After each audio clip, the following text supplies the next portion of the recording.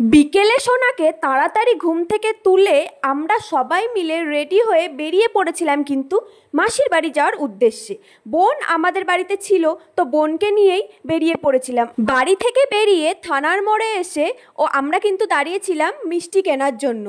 যেহেতু মাসির বাড়িতে যাচ্ছি, মিষ্টি তো নিয়ে যেতেই হবে। আর এই যে মহিলাকে দেখতে পাচ্ছ, এনাকে আমি ঠিক চিনি না, কিন্তু আমি আগে একদিন ফুচকা খেতে এসে থানার মোড়ে থানার সামনে ওনাকে কিন্তু আমি গান করতে দেখেছিলাম দাঁড়িয়ে দাঁড়িয়ে। তো সেদিনকে আর ভিডিও করা হয়নি, তাই আজকে ওনাকে দেখে মনে পড়ে গেল। আর ও কিন্তু মিষ্টি কিনে আরও কিছু কিনেছিল, সেগুলো নিয়ে কিন্তু চলে এসেছে। আর ও তো গাড়িতে উঠেই বোনের পিছনে লাগা শুরু করে দিয়েছে।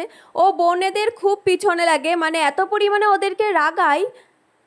আর আমার এই বোনটা তো একদম চুপচাপ, খুব একটা বেশি কথা বলে না। ও ওর মতন বলে যায়, ওর মতন চুপ করে মুখটা ঘোরাতে থাকে।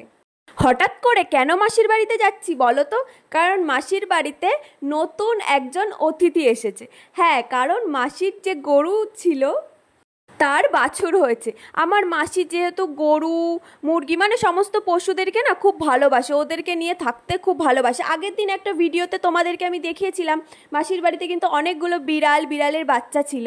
তো আজকে আমি তোমাদেরকে গিয়ে দেখাবো মাসির গরু, বাছুর, মুরগি আরও যে যে জিনিসগুলো আছে সেগুলো তোমাদেরকে কিন্তু আমি দেখাবো। তো দেখতেই পাচ্ছ প্রায় চলেই এসেছি মাসির বাড়ির কাছে। তো গাড়িটা তেল পাম্পের পাশে পার্কিং করলাম, কারণ মাসির বাড়িটা অনেকটা নিচু, ওখানে গাড়ি ভিতরে নেওয়া যাবে না, বৃষ্টি হলে অসুবিধা হবে তুলতে। তো মাসির বাড়িতে চলে এসেছি। আর পাপান তো ফাঁকা জায়গা পেয়ে খুব খুশি খেলার জন্য।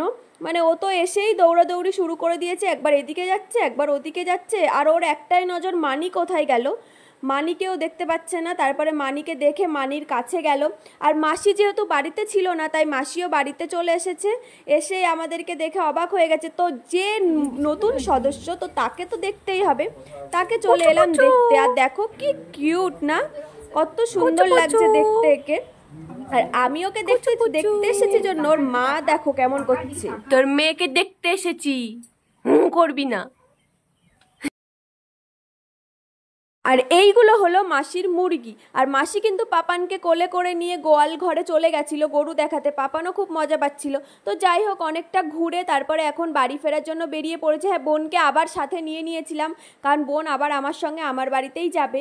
তো তারপরে গাড়ির এখানে এসে মাসিকে টাটা করে চলে যাচ্ছিলাম। মাসির মনটা খুবই খারাপ হচ্ছিল, কারণ মাসির তো একটাই মেয়ে, ওকে ছেড়ে না ওরা খুব একটা বেশি দিন থাকে না। কিন্তু আমি যেহেতু বললাম, ওই জন্য আর কিছু বললো না। তো তারপরে কিন্তু বোনকে নিয়ে আমরা সবাই মিলে বাড়িতে চলে এসেছিলাম। আর বাড়িতে এসেই ও গাড়িটা আবার আমাদের গাড়ির ঘরে রেখে দিল।